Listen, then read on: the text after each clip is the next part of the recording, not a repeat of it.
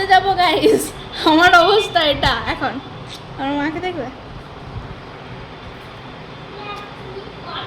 কানের পড়ছে। Hello guys, তো সেদিন ছিল আমাদের পাপিয়াদের বিয়ে। তো ফাইনালি রেডি সেডি হয়ে আমরা বেরিয়ে পড়েছিলাম। আর এই হচ্ছে আমাদের ব্রাইড গাইস।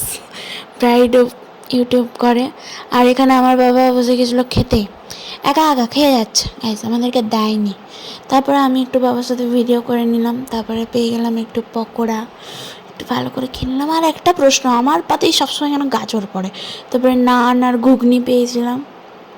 আর তারপরে ফ্রাইড রাইস আর একটা তরকারি ছিল, নাম ভুলে গেছি। তারপরে মাটন ছিল, তারপরে পাঁপড়, চাটনি, মিষ্টি।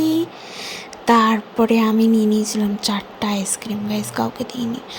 দেন তোমরা কি কখনো শুনেছ যে মেন কোর্স কমপ্লিট করে স্টার্টার খেতে কাউকে? আমি খাই। আমি প্রথমে চিকেন মাঞ্চুরিয়ান খেয়েছি, তারপর খেয়েছি ফুচকা।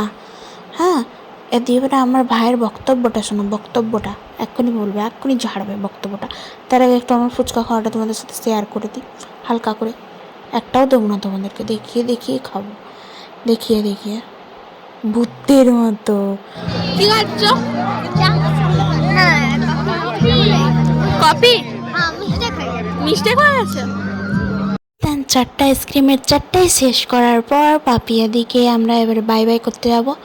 তারপরে এই যে পাপিয়াদিকে বাই বাই করে আমরা চলে গেলাম বাড়ি।